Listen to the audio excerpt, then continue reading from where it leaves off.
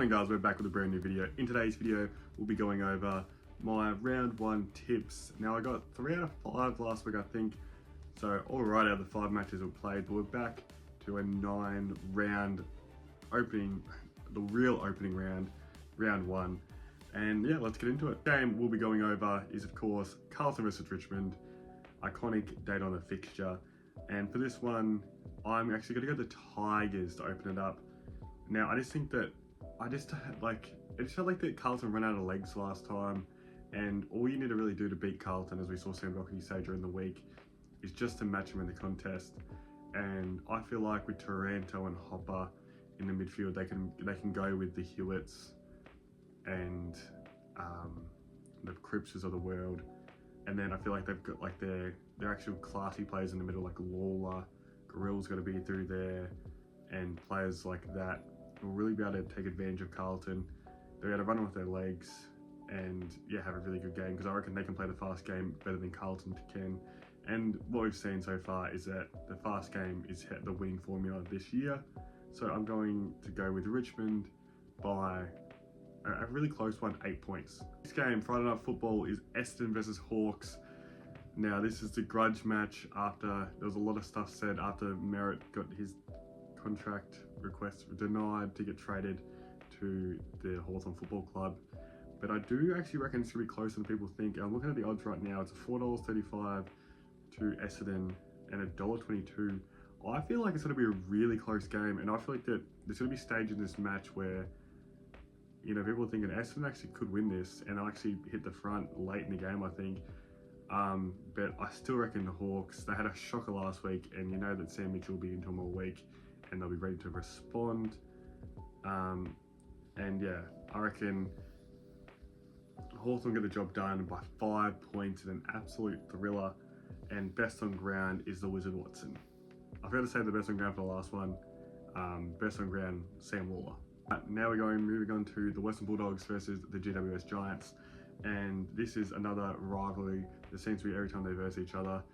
There's brawls everywhere, and you know, even though it looks like the Toby Green and Marcus Bontempelli have made up after playing the State of Origin together, they still come at each other because, you know, white line fever and stuff like that. They just got to get to them. Yeah, but I reckon that GWS are coming off a really impressive win, but the same with the Dogs. So that's why I will be going with the Dogs by a nice 18 points in this one. And the best on ground is Ed Richards. He keeps his form going, and Ed Richards has another brilliant game. The next one is Geelong versus Fremantle. I swear this is the fixture every year, round 1, and it's always ends with Fremantle getting smashed in a horrific fashion. But I do think it will be a lot like Geelong. They need to respond because they played shocking. I haven't seen Geelong play that bad football in years against Gold Coast. And Fremantle have a similar play style, and they seem like they've got similar talent. So I'm actually going to go with Fremantle in this one. Fremantle take down the Cats in an absolutely surprising one of the shockers of the round. And Shai Bolton is the guy that's going to, you know, break away. They won't be able to go with him. And Shai Bolton gets best on, kicks 3 and 20. Up, I do have as the Sydney Swans versus the Brisbane Lions, and this is going to be such a crazy game. Brisbane, will they go 0-2? They're losing Zach Bailey and Harris Andrews in this one, which are 2 big outs, 2 of the most important players. So, you know, who's going to take the Charlie Curnow matchup? Especially, I think Darcy Gardner's also out. I think they're challenging that one. But even that's probably the guy that was going to have to take the Charlie Curnow matchup. So they're really going to be at sea with that. Who's going to take a Marty? They're down so many key defenders.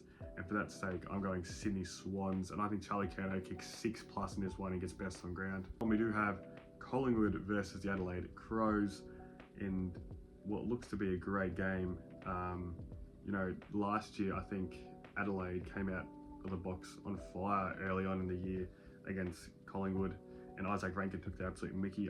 Isaac Rankin's not playing this one, I'm pretty sure, because he's suspended.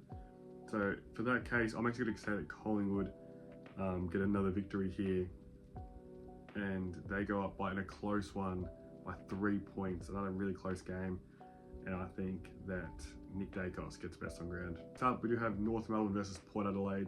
These teams are both projected to be in the bottom 6 this year, and But I do actually think another upset coming up here. I do think that North get the job done against Port Adelaide. And I think that Luke Davies-Uniacke takes actually Mickey, carries his preseason form. And Zach Butters and Connor Rosie aren't quite enough for the North young up-and-coming midfield in one of the surprises of the season to kick it off. And this could build North really nicely into the year. Up is Melbourne versus St Kilda. St Kilda need to respond after a disappointing opening round when they lost to Collingwood. And Melbourne want to kick up their campaign. Now this is the Jack Steele revenge game. You know, St Kilda said, we don't want you anymore, Jack Steele. We don't want you to be our captain, and kicked him out of the club in the off-season. So how will Jack Steele respond? Will be an emotional one. It doesn't really seem like he's a fighter, so we'll see how that goes. But I think St Kilda get the job done by 33 points in this one.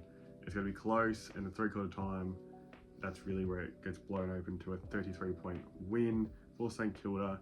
And I do think that Nazai Wanganui-Miller bounces back and gets best on ground. Last game of the round, and probably the most boring, predictable game of the round, is Gold Coast versus West Coast at People's First Stadium. The odds on this one is $1.01 to $19. Someone chuck $5 on that West Coast one. Don't take gambling advice from me, because you may as well just send me $5.